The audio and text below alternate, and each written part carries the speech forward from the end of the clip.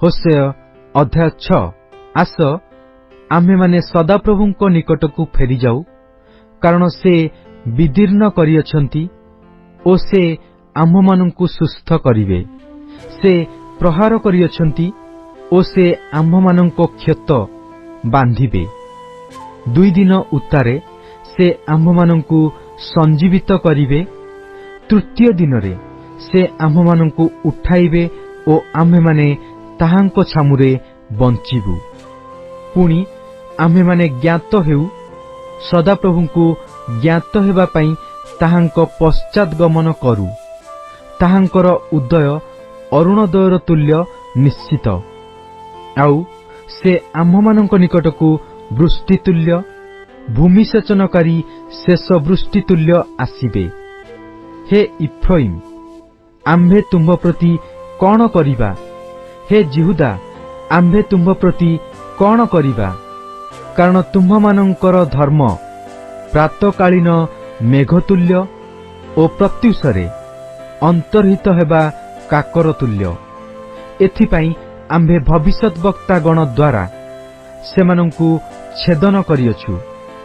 आम्भे आपणा मुख निर्गत वाक्य द्वारा सेमानंकु बध करियछु ओ तुम्भर दंडाज्ञा सकल निर्गत हेबा दीप्तितुल्य अटे। कारण बलिदान नुहे, मात्र दया ओ होम अपेक्षा परमेश्वर विषयक ज्ञान बासना करू। मात्र आदमर तुल्य सेमाने नियम लंघन करियछंती। से स्थान रे सेमाने आम्भ प्रतिकूल रे विश्वासघातकता करियछंती। गिलियद अधर्माचारी मानंक नगर, ताहा रक्तरे दागयुक्त होइअछि। पुणी डकाइत दल जेपरी मनुष्यर अपेक्षारे थांती, सेपरी जाजक दल सिक्किम आड़े जीवा पथरे नरहत्या करती। हाँ, सेमाने भ्रष्टाचार करियछंती। आम्भे इस्राएल वंश मध्यरे अति भयंकर एक विषय देखिअछु। से स्थान रे इफ्राइम मध्यरे वेश्यावृत्ति देखा जाए। इस्राएल अशुचि होइअछि। आहुरी हे जिहुदा, आम्भे जेतेबेले आपणा लोकमानंकु बंदित्वरु फेराई आनिबा, सेतेबेले तुम्भ पाई दंडरूप शस्यछेदन समय निरूपित अछि। होशेय अध्याय 7। आम्भे जेतेबेले इस्राएल को सुस्थ करिबाकू इच्छा करू, सेतेबेले इफ्राइम रो अधर्म ओ समरियार दुष्टता प्रकाशित होई। कारण सेमाने असत्यतार व्यवहार करती ओ चोर भितरे प्रवेश करे, आउ डकायत दल बाहरे लुट करती। पुणी आम्भे जे सेमानंकर समस्त दुष्टता स्मरण करू, एहा सेमाने आपणा मानंक अंतकरण रे विवेचना करती नाही। एबे सेमानंकर निज कार्य सबु सेमानंकु बेष्टन करिअछि। से सबु आम्भ सम्मुखरे अछि। सेमाने आपणा मानंकर दुष्टता द्वारा राजाकू ओ आपणा मानंकर मिथ्या द्वारा अधिपति मानंकु आनंदित करांती। से समस्ते पारदारिक। सेमाने रुटी प्रस्तुतकारी द्वारा उत्तप्त तुंदुर स्वरूप मैदा दलिबा समय ठारू तहिरे ताड़ी मिश्रित नहेबा पर्यंत से अग्नि उस्काइबारु निवृत्त हुए। आम्भमानंक राजांक दिनरे अधिपति माने द्राक्षारसर उत्तापरे आपणा मानंकु पीड़ित कले। से निंदक मानंक संगे आपणा हस्त बढ़ाइला। कारण सेमाने छक्की बसी आपणा आपणा अंतकरण तंदुरु परी करियछंती। सेमानंकर रुटी प्रस्तुतकारी रात्रि जाक निद्रित हुए, प्रात कालरे ताहा प्रज्वलित अग्नि परी जोलोई। से समस्ते तुंदुर परी उत्तप्त अटंती ओ आपणा मानंकर विचारकर्तृगण को ग्रास करती। सेमानंकर सबु राजा माने पतित होइअछंती। सेमानंक मध्यरे केही आम्भ निकटरे प्रार्थना करती नाही। इफ्राइम गोष्ठीगण मध्यरे आपे मिश्रित हुई। इफ्राइम लेउटा नहिबा पिष्टक तुल्य, विदेशीयमाने ताहार बल ग्रास करिअछंती आउ से ताहा जाने नाही। हाँ, ताहार मस्तकरे एठारे सेठारे पक्को केश अछि, मात्र से ताहा जाने नाही। पुणी इस्राएल दर्प ताहार साक्षातरे साक्ष्य दिए, तथापि सेमाने सदाप्रभु आपणा मानक परमेश्वरଙ୍କ निकटକୁ फेरी नाहांती। कियबा एसबु घटिले हें सेमाने ताहांकर अन्वेषण करि नाहांती। पुणी इफ्राइम अबोध कपतर तुल्य बुद्धिहीन, सेमाने मिसरକୁ निवेदन करती, सेमाने असुरକୁ जाती। जेतेबेले सेमाने जिबे सेतेबेले आम्भे सेमानंको उपरे आपणा जाल प्रसार करिबा। आम्भे सेमानंकु आकाशर पक्षीगण परि तळकु आनिबा। सेमानंकर समाज जेपरि शुणिअछंती सेपरि आम्भे सेमानंकु शास्ति देबा। सेमाने संतापर पात्र, कारण सेमाने आम्भ निकटरू विपथगामी होइअछंती। सेमानंकर सर्वनाश घटिबो, कारण सेमाने आम्भ विरुद्धरे अपराध करिअछंती। आम्भे सेमानंकु मुक्त करिबाकू इच्छा कले हें सेमाने आम्भ विरुद्धरे मिथ्या कथा कहिअछंती। पुणी सेमाने अंतःकरण सहित आम्भ निकटरे क्रंदन करिनाहांती, मात्र सेमाने आपणा सज्जारे हाहाकार करती। सेमाने शस्य ओ द्राक्षारसर निमंते आपणा मानंकु एकत्र करती। सेमाने आम्भ विरुद्धरे विद्रोहाचरण करती। आम्भे सेमानंक बाहुकु शिक्षा देई सबल कले हें सेमाने आम्भ विरुद्धरे कुकल्पना करती। सेमाने फेरी आसंती प्रमाण, मात्र ऊर्ध्वस्तंक प्रति नुहे, सेमाने प्रबंचक धनुतुल्य। सेमानंकर अधिपति माने आपणा आपणा जिह्वार प्रचंडता हेतुरु खड्ग द्वारा पतित हेबे। एहा मिस्र देशरे सेमानंक पक्षरे उपहासर विषय हेबो। होशेय अध्याय 8। तुम्भे आपणा मुखरे तुरी दियो, से सदाप्रभुंको गृह विरुद्धरे उत्कर्ष पक्षीतुल्य आसुअछि। कारण लोकमाने आम्भर नियम लंघन करिअछंती ओ आम्भ व्यवस्थार प्रतिकूलरे अपराध करिअछंती। सेमाने आम्भ निकटरे क्रंदन करी कहिबे, हे आम्भर परमेश्वर, आम्भे माने इस्राएल तुम्हंकु जाणु। जहा भल ताहा इस्राएल पकाई देइअछि, शत्रु ताहार पछे पछे गोड़ाइब। सेमाने राजगण स्थापन करिअछंती, मात्र आम्भ द्वारा नुहे। सेमाने अधिपतिगण नियुक्त करिअछंती, मात्र आम्भे ताहा जानिलु नाही। सेमाने जेपरि उच्छिन्न हेबे, एथिपाई आपणा निमंते रूपा ओ सुनारे सेमाने प्रतिमागण निर्माण करिअछंती। हे समरिये, से तुम्भर गोबोच्छ प्रतिमा पकाई देइअछंती। सेमानंक विरुद्धरे आम्भर क्रोध प्रज्वलित होइअछि। सेमाने केते काल उतारे निर्दोषता प्राप्त हेबे, कारण एहा ही इस्राएल ठारू होइअछि। शिल्पकर एहा निर्माण करिअछि, ताहा ईश्वर नुहे। हाँ, समरियार गोबोच्छ खंड खंड होई भग्न हेबो, कारण सेमाने वायु बुणंती ओ घूर्णिवायु रूप शस्य काटिबे। ताहार उठिया खेत नाही, पत्र खाद्य उत्पन्न करिब नाही। जेबे उत्पन्न करिब, विदेशीय माने ताहा ग्रास करिबे। इस्राएल ग्रासित होइअछि। एबे सेमाने अप्रीतिकर पात्रतुल्य नाना गोष्ठी मध्यरे अछंती, कारण सेमाने वन्य गर्धव तुल्य एकाकी होई असुरकु जाइअछंती। इफ्राइम प्रेमिक गणकु वेतन देई रखिअछि। हाँ, सेमाने नाना गोष्ठी मध्यरे लोकमानंकु बर्तन देले हें। एबे आम्भे सेमानंकु संग्रह करिबा। सेमाने अधिपतिगणंक राजार भार हेतुरु न्यून हेबाकु लागिलेणी, कारण इफ्राइम पाप चेष्टारे अनेक यज्ञवेदी करिअछि। यज्ञवेदी सबु ताहार पक्षरे पापर कारण होइअछि। आम्भे 10,000 विधिरे ଆମ୍ଭର ବ୍ୟବସ୍ଥା ତାହା ପାଇଁ ଲେଖିଲେ ହେଁ ସେ ସବୁ ବିଦେଶୀୟ କଥା ତୁଲ୍ୟ ଗଣିତ ହୁଏ। ସେମାନେ ଆମ୍ଭ ଉଦ୍ଦେଶ୍ୟରେ ଉପହାରାର୍ଥକ ବଳି ନିମନ୍ତେ ମାଂସ ବଳିଦାନ କରି ତାହା ଭୋଜନ କରନ୍ତି, ମାତ୍ର ସଦାପ୍ରଭୁ ସେମାନଙ୍କୁ ଗ୍ରାହ୍ୟ କରନ୍ତି ନାହିଁ। ଏବେ ସେ ସେମାନଙ୍କର ଅଧର୍ମ ସ୍ମରଣ କରି ସେମାନଙ୍କ ପାପର ପ୍ରତିଫଳ ଦେବେ।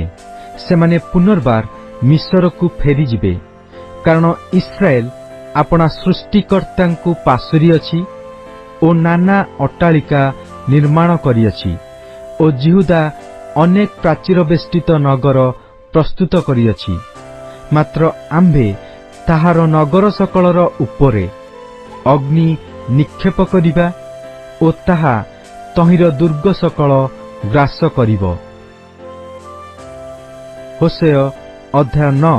ହେ ଇସ୍ରାଏଲ, ତୁମ୍ଭେ ଆନନ୍ଦ ସକାଶୁ ନାନା ଗୋଷ୍ଠୀମାନଙ୍କ ତୁଲ୍ୟ ଆନନ୍ଦ କର ନାହିଁ, କାରଣ ତୁମ୍ଭେ ଆପଣା ପରମେଶ୍ୱରଙ୍କୁ ଛାଡ଼ି ବ୍ୟଭିଚାର କରିଅଛ। ତୁମ୍ଭେ ଶସ୍ୟପୂର୍ଣ୍ଣ ପ୍ରତ୍ୟେକ ଖମାରରେ ବେତନ ଭଲ ପାଇଅଛ। ଶସ୍ୟ ଖଳା କିମ୍ବା ଦ୍ରାକ୍ଷା ପେଷଣ ଯନ୍ତ୍ର ସେମାନଙ୍କୁ ପ୍ରତିପୋଷଣ କରିବ ନାହିଁ ଓ ନୂତନ ଦ୍ରାକ୍ଷାରସରେ ସେମାନେ ବଞ୍ଚିତ ହେବେ। ସେମାନେ ସଦାପ୍ରଭୁଙ୍କ ଦେଶରେ ବାସ କରିବେ ନାହିଁ। ମାତ୍ର ଇଫ୍ରାଇମ୍ ମିଶରକୁ ଫେରିଯିବ, ଆଉ ସେମାନେ ଅସୁରରେ ଅଶୁଚି ଦ୍ରବ୍ୟ ଭୋଜନ କରିବେ। ସେମାନେ ସଦାପ୍ରଭୁଙ୍କ ଉଦ୍ଦେଶ୍ୟରେ ଦ୍ରାକ୍ଷାରସର ଉପହାର ଢାଳିବେ ନାହିଁ, କିମ୍ବା ସେ ସବୁ ସଦାପ୍ରଭୁଙ୍କ ତୁଷ୍ଟିଜନକ ହେବ ନାହିଁ। ସେମାନଙ୍କର ବଳିଦାନ ସକଳ ସେମାନଙ୍କ ପ୍ରତି ବିଳାପକାରୀ ଗଣର ଖାଦ୍ୟର ସମାନ ହେବ। ଯେଉଁମାନେ ତାହା ଭୋଜନ କରିବେ ସେ ସମସ୍ତେ ଅଶୁଚି ହେବେ, କାରଣ ସେମାନଙ୍କର ଖାଦ୍ୟ ସେମାନଙ୍କ କ୍ଷୁଧା ତୃପ୍ତିର ନିମନ୍ତେ ହେବ। ତାହା ସଦାପ୍ରଭୁଙ୍କ ଗୃହକୁ ଆସିବ ନାହିଁ। ମହାସଭା ଦିନରେ ଓ ସଦାପ୍ରଭୁଙ୍କ ଉତ୍ସବ ଦିନରେ ତୁମ୍ଭେମାନେ କଣ କରିବ?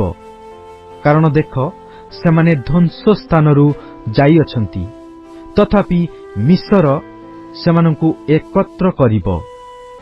ମେମ୍ଫିସ୍ ସେମାନଙ୍କୁ କବର ଦେବ।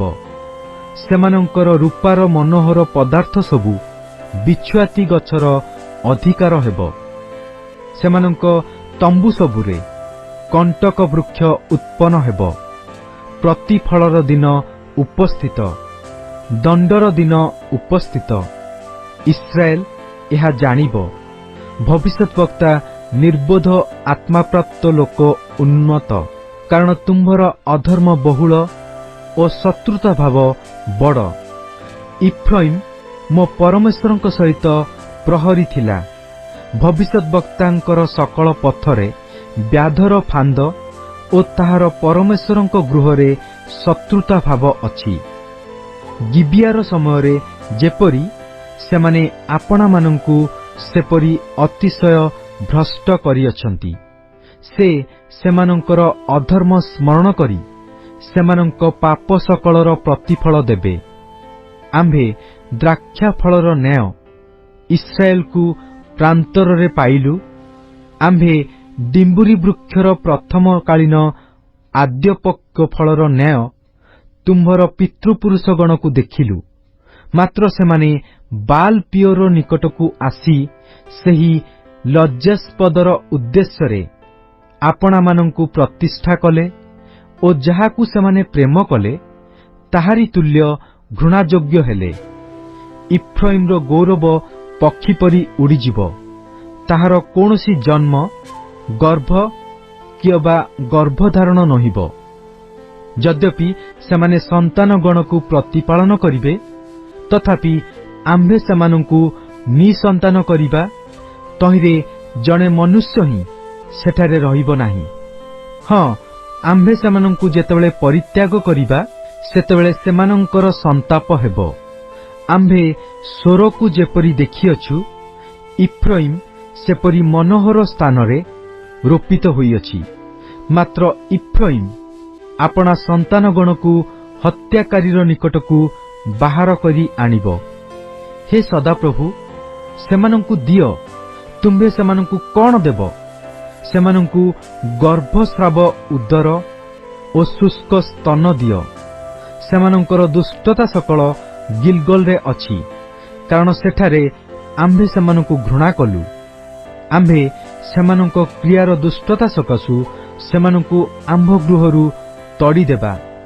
ଆମ୍ଭେ ସେମାନଙ୍କୁ ଆଉ ସ୍ନେହ କରିବା ନାହିଁ। ସେମାନଙ୍କର ଅଧିପତି ସମସ୍ତେ ବିଦ୍ରୋହୀ। ଇଫ୍ରାଇମ୍ ଆହତ ହୋଇଅଛି, ସେମାନଙ୍କର ମୂଳ ଶୁଷ୍କ ହୋଇଅଛି, ସେମାନେ ଫଳ ଧାରଣ କରିବେ ନାହିଁ। ହଁ, ଯଦ୍ୟପି ସେମାନେ ପ୍ରସବ କରିବେ, ତଥାପି ଆମ୍ଭେ ସେମାନଙ୍କ ଗର୍ଭର ପ୍ରିୟତମ ଫଳକୁ ସଂହାର କରିବା। ମୋର ପରମେଶ୍ୱର ସେମାନଙ୍କୁ ଦୂର କରିଦେବେ, କାରଣ ସେମାନେ ତାହାଙ୍କ ବାକ୍ୟରେ କର୍ଣ୍ଣପାତ କଲେ ନାହିଁ। ଆଉ ସେମାନେ ନାନା ଗୋଷ୍ଠୀ ମଧ୍ୟରେ ଭ୍ରମଣକାରୀ ହେବେ। ହୋସେୟ ଅଧ୍ୟାୟ 10। ଇସ୍ରାଏଲ ବର୍ଦ୍ଧିଷ୍ଣୁ ଦ୍ରାକ୍ଷାଲତା, ସେ ଆପଣା ଫଳ ଉତ୍ପନ୍ନ କରେ। ସେ ଆପଣା ଫଳର ବାହୁଲ୍ୟାନୁସାରେ ଆପଣା ଯଜ୍ଞବେଦୀର ସଂଖ୍ୟା ବୃଦ୍ଧି କରିଅଛି। ତାହାର ଦେଶର ସୌଭାଗ୍ୟାନୁସାରେ ଲୋକମାନେ ମନୋହର ସ୍ତମ୍ଭ ନିର୍ମାଣ କରିଅଛନ୍ତି। ସେମାନଙ୍କର ଅନ୍ତଃକରଣ ବିଭକ୍ତ ହୋଇଅଛି। ଏବେ ସେମାନେ ଦୋଷୀ ଗଣାଯିବେ। ସେ ସେମାନଙ୍କର ଯଜ୍ଞବେଦୀ ସବୁକୁ ଆଘାତ କରିବେ। ସେ ସେମାନଙ୍କର ସ୍ତମ୍ଭ ସବୁକୁ ନଷ୍ଟ କରିବେ। ଅବଶ୍ୟ ଏବେ ସେମାନେ କହିବେ, ଆମ୍ଭମାନଙ୍କର ରାଜା ନାହିଁ, କାରଣ ଆମ୍ଭେମାନେ ତ ସଦାପ୍ରଭୁଙ୍କୁ ଭୟ କରୁନାହୁଁ। ଏଣୁ ରାଜା ଆମ୍ଭମାନଙ୍କ ପାଇଁ କଣ କରିପାରିବ? ସେମାନେ ନିୟମ କରିବା ସମୟରେ ମିଥ୍ୟା ଶପଥ କରି ଅସାର କଥା କୁହନ୍ତି। ଏଥିପାଇଁ କ୍ଷେତ୍ରର ସିଆରରେ ଯେପରି ବିଷବୃକ୍ଷ, ସେପରି ସେମାନଙ୍କର ଦଣ୍ଡ ଅଙ୍କୁରିତ ହୁଏ। ସମରିଆ ନିବାସୀଗଣ ବୈତ୍ ଆବନର ଗୋବଶ୍ଚ ପ୍ରତିମା ସକାଶୁ ତ୍ରାସଯୁକ୍ତ ହେବେ, କାରଣ ତହିଁର ଲୋକମାନେ ତାହା ପାଇଁ ବିଳାପ କରିବେ ଓ ତହିଁର ଯେଉଁ ପୁରୋହିତମାନେ ତାହାର ଗୌରବ ସକାଶୁ ଆନନ୍ଦ କରିଥିଲେ, ସେମାନେ ବିଳାପ କରିବେ, କାରଣ ତାହାର ଗୌରବ ତାହାକୁ ଛାଡ଼ି ଯାଇଅଛି। ତାହା ମଧ୍ୟ ଜାରେବ ରାଜାର ଭେଟି ନିମନ୍ତେ ଅସୁରକୁ ନୀତ ହେବ। ଇଫ୍ରାଇମ୍ ଲଜ୍ଜାପ୍ରାପ୍ତ ହେବ ଓ ଇସ୍ରାଏଲ ନିଜ ମନ୍ତ୍ରଣା ବିଷୟରେ ଲଜ୍ଜିତ ହେବ। ସମରିଆର ରାଜା ଜଳ ଉପରିସ୍ଥ ଫେଣତୁଲ୍ୟ ଉଚ୍ଛିନ୍ନ ହେଲା। ଆହୁରି ଇସ୍ରାଏଲର ପାପ ସ୍ୱରୂପ ଆବେନର ଉଚ୍ଚସ୍ଥଳୀ ସବୁ ବିନଷ୍ଟ ହେବ। କଣ୍ଟା ଓ ଅଗରା ଗଛ ସେମାନଙ୍କର ଯଜ୍ଞବେଦୀ ଉପରେ ଉତ୍ପନ୍ନ ହେବ। ଆଉ ସେମାନେ ପର୍ବତଗଣକୁ କହିବେ, ଆମ୍ଭମାନଙ୍କୁ ଘୋଡ଼ାଅ, ଓ ଉପପର୍ବତଗଣକୁ କହିବେ, ଆମ୍ଭମାନଙ୍କ ଉପରେ ପଡ଼। ହେ ଇସ୍ରାଏଲ, ତୁମ୍ଭେ ଗିବିଆର ସମୟଠାରୁ ପାପ କରି ଆସିଅଛ। ଅଧର୍ମର ସନ୍ତାନଗଣର ପ୍ରତିକୂଳ ଯୁଦ୍ଧ ଯେପରି ଗିବିଆରେ ଲୋକମାନଙ୍କୁ ନ ଧରିବ, ଏଥିପାଇଁ ସେମାନେ ସେ ସ୍ଥାନରେ ଠିଆ ହେଲେ। ଯେତେବେଳେ ଆମ୍ଭର ଇଚ୍ଛା, ସେତେବେଳେ ଆମ୍ଭେ ସେମାନଙ୍କୁ ଶାସ୍ତି ଦେବୁ ଓ ସେମାନେ ଆପଣାମାନଙ୍କର ଦୁଇ ଅପରାଧରେ ବନ୍ଧାଯିବା ସମୟରେ ଗୋଷ୍ଠୀଗଣ ସେମାନଙ୍କ ବିରୁଦ୍ଧରେ ସଂଗୃହୀତ ହେବେ। ଆଉ ଇଫ୍ରାଇମ୍ ଶିକ୍ଷିତା ଗାଭୀ, ସେ ଶସ୍ୟ ମର୍ଦ୍ଦନ କରିବାକୁ ଭଲ ପାଏ। ମାତ୍ର ଆମ୍ଭେ ତାହାର ସୁନ୍ଦର ଗ୍ରୀବାରେ ହସ୍ତାର୍ପଣ କରିଅଛୁ। ଆମ୍ଭେ ଇଫ୍ରାଇମ୍ ଉପରେ ଏକ ଆରୋହୀକି ବସାଇବା। ଜିହୁଦା ହଳ ବୁଲାଇବ, ଯାକୁବ ତାହାର ଟେଳା ଭାଙ୍ଗିବ। ତୁମ୍ଭେମାନେ ଆପଣମାନଙ୍କ ନିମନ୍ତେ ଧାର୍ମିକତାରେ ବିହନ ବୁଣ, ଦୟାନୁଯାୟୀ ଶସ୍ୟ କାଟ, ଆପଣମାନଙ୍କର ପଡ଼ିଆ ଭୂମି ଭାଙ୍ଗ। କାରଣ ଯେ ପର୍ଯ୍ୟନ୍ତ ସଦାପ୍ରଭୁ ଆସି ତୁମ୍ଭମାନଙ୍କ ଉପରେ ଧାର୍ମିକତା ନ ବର୍ଷାନ୍ତି, ସେ ପର୍ଯ୍ୟନ୍ତ ତାହାଙ୍କର ଅନ୍ୱେଷଣ କରିବାର ସମୟ ଅଛି। ତୁମ୍ଭେମାନେ ଦୁଷ୍ଟତା ରୂପ ଚାଷ କରି ଅଧର୍ମ ସ୍ୱରୂପ ଶସ୍ୟ କାଟିଅଛ। ତୁମ୍ଭେମାନେ ମିଥ୍ୟା କଥାର ଫଳ ଭୋଜନ କରିଅଛ, କାରଣ ତୁମ୍ଭେ ଆପଣା ପଥରେ ଆପଣାର ବୀର ସମୂହରେ ବିଶ୍ୱାସ କରିଅଛ। ଏଥି ନିମନ୍ତେ ତୁମ୍ଭ ଲୋକମାନଙ୍କ ମଧ୍ୟରେ ଏକ କୋଳାହଳ ଉଠିବ ଓ ଯୁଦ୍ଧ ଦିନରେ ଯେପରି ସଲୋମନ ବୈତ୍ ଅରବେଲକୁ ବିନାଶ କରିଥିଲା, ସେପରି ତୁମ୍ଭ ଦୁର୍ଗ ସକଳ ବିନଷ୍ଟ ହେବ। ମାତା ଆପଣା ସନ୍ତାନଗଣ ସହିତ କଚଡ଼ା ଯାଇ ଖଣ୍ଡ ଖଣ୍ଡ ହୋଇଥିଲା ତୁମ୍ଭର ମହାଦୁଷ୍ଟତା ସକାଶୁ। ବୈଥେଲ ତୁମ୍ଭ ପ୍ରତି ସେହି ପ୍ରକାର କରିବ। ଇସ୍ରାଏଲର ରାଜା ଅରୁଣୋଦୟ ସମୟରେ ସମ୍ପୂର୍ଣ୍ଣ ରୂପେ ଉଚ୍ଛିନ୍ନ ହେବ। ହୋଶେୟ ଅଧ୍ୟାୟ 11।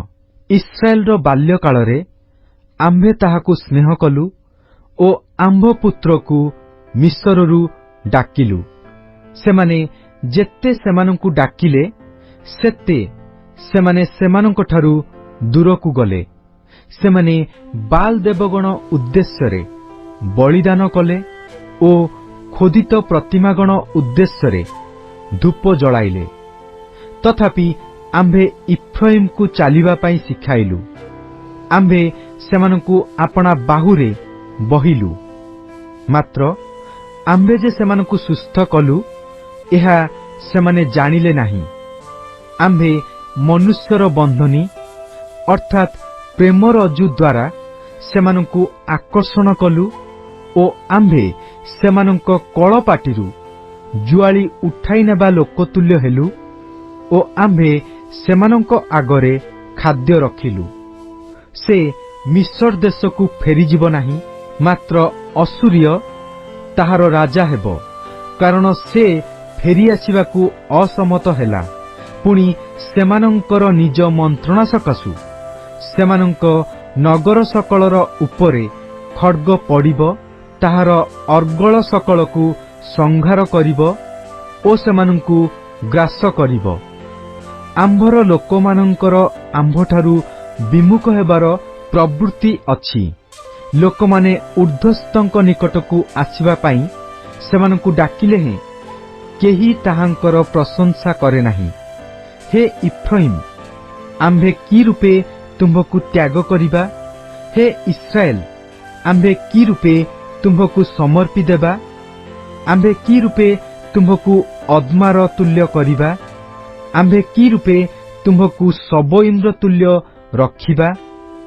ଆମ୍ଭର ହୃଦୟ ଆମ୍ଭ ଅନ୍ତରରେ ବ୍ୟାକୁଳ ହେଉଅଛି।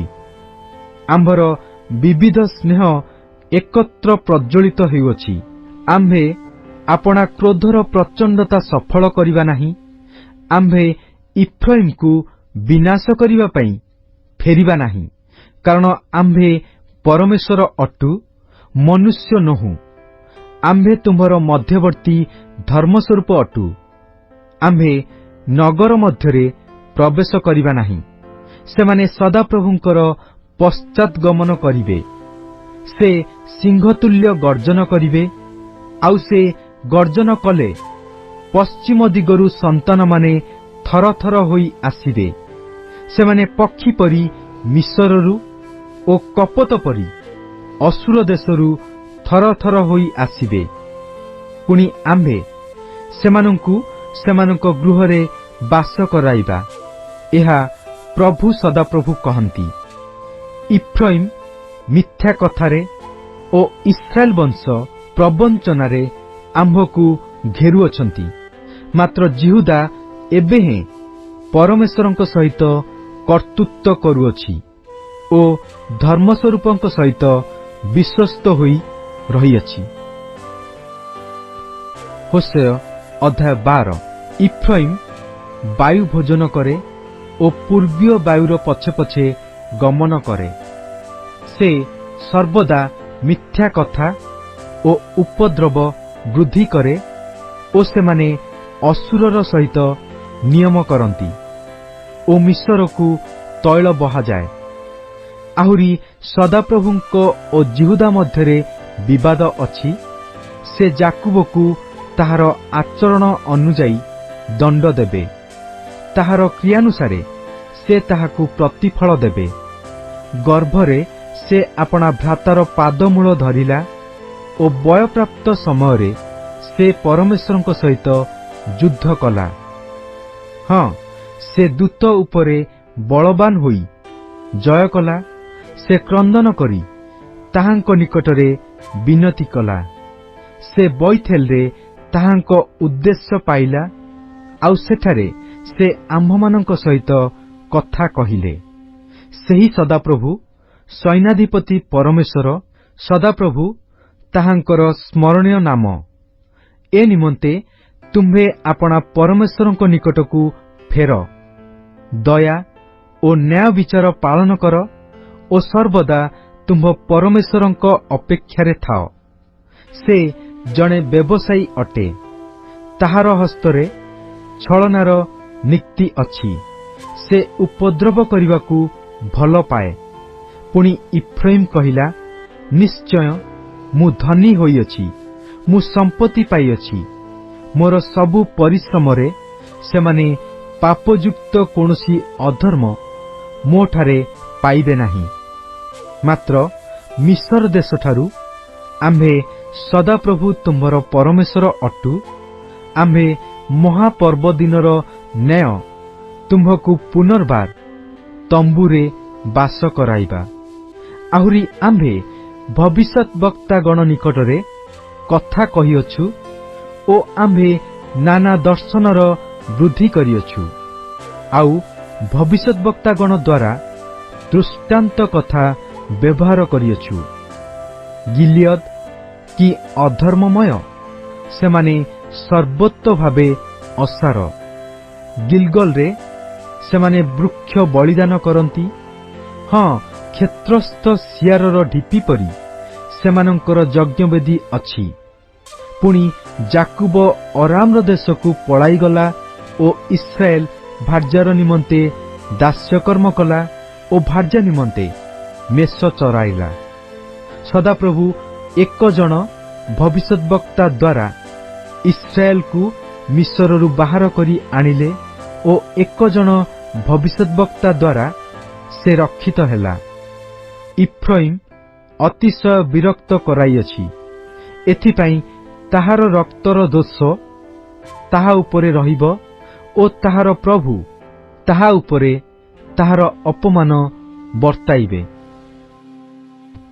ହୋଶେୟ ଅଧ୍ୟାୟ 13। ଇଫ୍ରାଇମ୍ କଥା କହିବା ବେଳେ କମ୍ପ ଜନ୍ମିଲା। ସେ ଇସ୍ରାଏଲ ମଧ୍ୟରେ ଆପଣାକୁ ଉନ୍ନତ କଲା। ମାତ୍ର ବାଲ୍ ଦେବ ବିଷୟରେ ଯେତେବେଳେ ସେ ଦୋଷ କଲା, ସେତେବେଳେ ମଲା। ପୁଣି ଏବେ ସେମାନେ ଅଧିକ ଅଧିକ ପାପ କରନ୍ତି ଓ ରୂପାର ଢଳା ପ୍ରତିମା ଅର୍ଥାତ୍ ଆପଣା ଆପଣା ବୁଦ୍ଧି ଅନୁସାରେ ଦେବତା ନିର୍ମାଣ କରିଅଛନ୍ତି। ସେ ସବୁ କାରିଗରର କର୍ମ। ସେ ସବୁ ବିଷୟରେ ସେମାନେ କହନ୍ତି, ଯେଉଁ ଲୋକମାନେ ବଳିଦାନ କରନ୍ତି ସେମାନେ ଗୋବଶ୍ଚ ପ୍ରତିମାଗଣକୁ ଚୁମ୍ବନ କରନ୍ତୁ। ଏଥିପାଇଁ ସେମାନେ ପ୍ରାତଃକାଳର ମେଘ ଓ ପ୍ରତ୍ୟୁଷର ବହିଯିବା କାକର ଓ ଘୂର୍ଣ୍ଣିବାୟୁରେ ଖଳାରୁ ଉଡ଼ିଯିବା ତୁଷ ଓ ନଳ ଦେଇ ବାହାରିଯିବା ଧୂଆଁ ପରି ହେବେ। ତଥାପି ମିଶର ଦେଶଠାରୁ ଆମ୍ଭେ ସଦାପ୍ରଭୁ ତୁମ୍ଭର ପରମେଶ୍ୱର ଅଟୁ ଓ ତୁମ୍ଭେ ଆମ୍ଭ ଛଡ଼ା ଆଉ କାହାକୁ ପରମେଶ୍ୱର ବୋଲି ଜାଣିବ ନାହିଁ ଓ ଆମ୍ଭ ଭିନ୍ନ ଅନ୍ୟ ତ୍ରାଣକର୍ତ୍ତା ନାହିଁ। ଆମ୍ଭେ ପ୍ରାନ୍ତରରେ ଓ ମହା ମରୁଭୂମିରେ ତୁମ୍ଭକୁ ଜାଣିଲୁ। ସେମାନେ ଆପଣାମାନଙ୍କ ଚରାଣୀ ସ୍ଥାନ ଅନୁସାରେ ପରିତୃପ୍ତ ହେଲେ। ସେମାନେ ପରିତୃପ୍ତ ହୋଇ ଅନ୍ତଃକରଣରେ ଗର୍ବିତ ହେଲେ। ଏଥିପାଇଁ ସେମାନେ ଆମ୍ଭକୁ ପାଶୋରି ଅଛନ୍ତି। ଏଣୁକରି ଆମ୍ଭେ ସେମାନଙ୍କ ପ୍ରତି ସିଂହତୁଲ୍ୟ ହୋଇଅଛୁ। ଆମ୍ଭେ ଚିତାବାଘ ପରି ପଥପାର୍ଶ୍ୱରେ ଛକି ବସିବା। ଆମ୍ଭେ ଛୁଆହରା ଭଲ୍ଲୁକ ପରି ସେମାନଙ୍କୁ ହାବୁଡ଼ିବା ଓ ସେମାନଙ୍କର ହୃଦୟକୋଷ ବିଦୀର୍ଣ୍ଣ କରିବା। ଆଉ ସିଂହ ନ୍ୟାୟ ଆମ୍ଭେ ସେଠାରେ ସେମାନଙ୍କୁ ଗ୍ରାସ କରିବା। ବନ୍ୟ ପଶୁ ସେମାନଙ୍କୁ ବିଦୀର୍ଣ୍ଣ କରିବ। ହେ ଇସ୍ରାଏଲ, ତୁମ୍ଭେ ଯେ ଆମ୍ଭର ବିପକ୍ଷ, ତୁମ୍ଭ ସହାୟର ବିପକ୍ଷ ହୋଇଅଛ। ଏହା ତୁମ୍ଭର ସର୍ବନାଶର କାରଣ। ତୁମ୍ଭର ନଗର ସମୂହରେ ତୁମ୍ଭକୁ ରକ୍ଷା କରିବା ପାଇଁ ଏବେ ତୁମ୍ଭର ରାଜା କାହିଁ? ମୋତେ ରାଜା ଓ ଅଧିପତି ଗଣ ଦିଅ ବୋଲି ଯେଉଁମାନଙ୍କ ବିଷୟରେ ତୁମ୍ଭେ କହିଲ, ତୁମ୍ଭର ସେହି ବିଚାରକର୍ତ୍ତାଗଣ କାହାନ୍ତି? ଆମ୍ଭେ ଆପଣା କ୍ରୋଧରେ ତୁମ୍ଭକୁ ରାଜା ଦେଇଅଛୁ ଓ ଆପଣା କୋପରେ ତାହାକୁ ନେଇଯାଇଅଛୁ। ଇଫ୍ରାଇମର ଅଧର୍ମ ବନ୍ଧା ଯାଇଅଛି, ତାହାର ପାପ ସଞ୍ଚିତ ହୋଇଅଛି। ପ୍ରସବକାରିଣୀ ସ୍ତ୍ରୀର ବେଦନା ତାହାକୁ ଆକ୍ରାନ୍ତ କରିବ।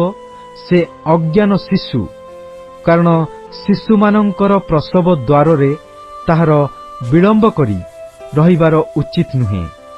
ଆମ୍ଭେ ପାତାଳର ପରାକ୍ରମରୁ ସେମାନଙ୍କୁ ଉଦ୍ଧାର କରିବା, ଆମ୍ଭେ ମୃତ୍ୟୁରୁ ସେମାନଙ୍କୁ ମୁକ୍ତ କରିବା। ହେ ମୃତ୍ୟୁ, ତୁମ୍ଭର ମହାମାରୀ କାହିଁ? ହେ ପାତାଳ, ତୁମ୍ଭର ସଂହାର କାହିଁ? ଅନୁତାପ ଆମ୍ଭ ଦୃଷ୍ଟିରୁ ଗୁପ୍ତ ରହିବ।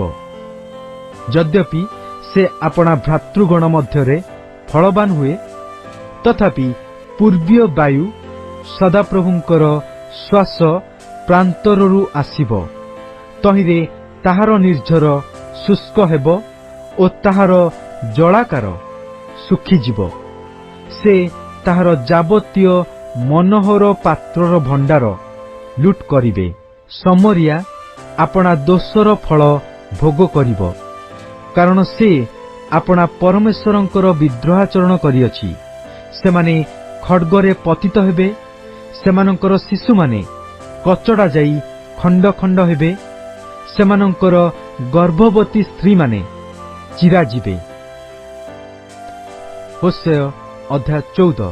ହେ ଇସ୍ରାଏଲ, ତୁମ୍ଭେ ସଦାପ୍ରଭୁ ତୁମ୍ଭ ପରମେଶ୍ୱରଙ୍କ ନିକଟକୁ ଫେରିଆସ, କାରଣ ତୁମ୍ଭେ ଆପଣା ଅଧର୍ମରେ ପତିତ ହୋଇଅଛ। ତୁମ୍ଭେମାନେ ବାକ୍ୟ ସଙ୍ଗରେ ଘେନି ସଦାପ୍ରଭୁଙ୍କ ନିକଟକୁ ଫେରିଆସ। ତାହାଙ୍କୁ କୁହ, ଅଧର୍ମ ସକଳ ହରଣ କର ଓ ଯାହା ଉତ୍ତମ ତାହା ଗ୍ରହଣ କର। ତହିଁରେ ଆମ୍ଭେମାନେ ଆପଣା ଆପଣା ଓଷ୍ଠାଧରର ଉପହାର ବୃଷ ରୂପରେ ଉତ୍ସର୍ଗ କରିବା। ଅସୁର ଆମ୍ଭମାନଙ୍କର ପରିତ୍ରାଣ କରିବ ନାହିଁ। ଆମ୍ଭେମାନେ ଅଶ୍ୱାରୋହଣ କରିବା ନାହିଁ, କି ଅବା ତୁମ୍ଭେମାନେ ଆମ୍ଭମାନଙ୍କର ଦେବଗଣ ବୋଲି ଆପଣାମାନଙ୍କ ହସ୍ତକୃତ ବସ୍ତୁକୁ ଆଉ କହିବା ନାହିଁ। କାରଣ ପିତୃହୀନ ତୁମ୍ଭ ନିକଟରେ ଦୟାପ୍ରାପ୍ତ ହୁଏ। ଆମ୍ଭେ ସେମାନଙ୍କ ବିପଥ ଗମନର ପ୍ରତିକାର କରିବା। ଆମ୍ଭେ ସ୍ୱଚ୍ଛନ୍ଦରେ ସେମାନଙ୍କୁ ପ୍ରେମ କରିବା, କାରଣ ଆମ୍ଭ କ୍ରୋଧ ତାହାଠାରୁ ନିବୃତ୍ତ ହୋଇଅଛି। ଆମ୍ଭେ ଇସ୍ରାଏଲ ପକ୍ଷରେ କାକର ତୁଲ୍ୟ ହେବା।